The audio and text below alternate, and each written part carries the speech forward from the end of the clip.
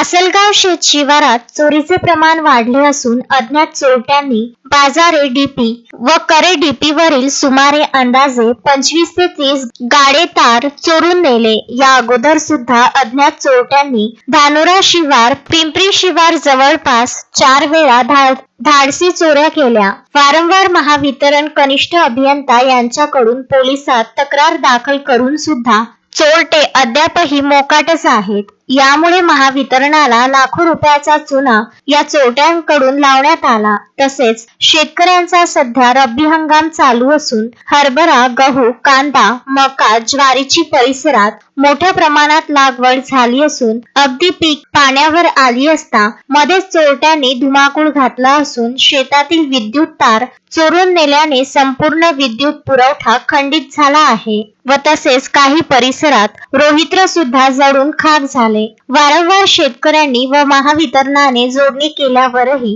हे चोरटे परत विद्युत तार चोरी करीत आहेत। त्यामुळे परिसरात खूप मोठे विद्युत तार चोरीचे रॅकेट सक्रिय असून या चोरट्यांना कोणाचीही भीती नाही। सर्रासपणे आतापर्यंत 4 वेळा धाडसी चोऱ्या करून लाखो रुपयाची विद्युत तार या चोरट्यांनी लंपास केले। यामुळे महावितरण व शेतकरी प्रचंड प्रमाणात हैराण झाले असून पोलिसांकडून मात्र अद्यापही चोरटे जेरबंद करण्यास पोलीस प्रशासन अपयशी ठरल्याचे दिसून येत आहे। याबाबत शेतकऱ्यांकडून जिल्हा पोलीस अधीक्षक व उपविभागीय पोलीस अधिकारी तसेच पोलीस निरीक्षक यांना निवेदन देण्यात आले। निवेदन देतेवेळी शेतकरी विनायक सुरवाडे, संजय दाताळकर, आकाश बाजारे, अनिल चौरे, सागर इंदोरे आदींच्या सह्या आहेत। आम्ही आसलगावचे शेतकरी 4 वेळा पोलीस स्टेशनला निवेदन देण्याकरता इथे आलो।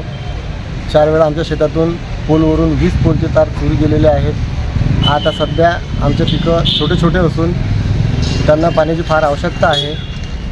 तरी इलेक्ट्रिक बोर्डाने आमच्याकडे लक्ष देऊन, प्रशासनाने आमच्याकडे लक्ष देऊन आमच्या समस्या सोडवण्यात याव्या आणि आमची लाईन पूर्ववत सुरू करून देण्यात यावी। तुमच्या शेतामध्ये काय काय पिकं आहेत सध्या? आमच्या शेतामध्ये मका, गहू, हरभरा पेरलेला आहे, ज्वारी पेरलेली आहे, कांदे आहेत। सर्व शेतकरी पूर्ण त्रस्त झालेले आहेत। बागायती शेती आहे, पूर्ण बागायती शेती आहे। सध्या पिकं लहान आता ती सध्या पाण्यावर आलेले आहेत, त्याला खूप पाण्याची गरज आहे। असे 4 वेळा झालं, हे एकदा नाही, पोलीस स्टेशनला 4 वेळा कंप्लेंट दिली आम्ही ना, तरी याच्यावर काही कारवाई नाही झाली। आणि आता प्रशासनाने हे लवकरात लवकर आमची लाईन चालू करा। विद्युत पुरवठ्याकडे काय मागणी केली तुम्ही? आम्ही फक्त हेच मागणी केली की हे सतत तार गेले, हे तार जोडून द्या, आमची लाईन चालू करून द्या। मनीष ताडे, विदर्भ न्यूज, जळगाव जामोद।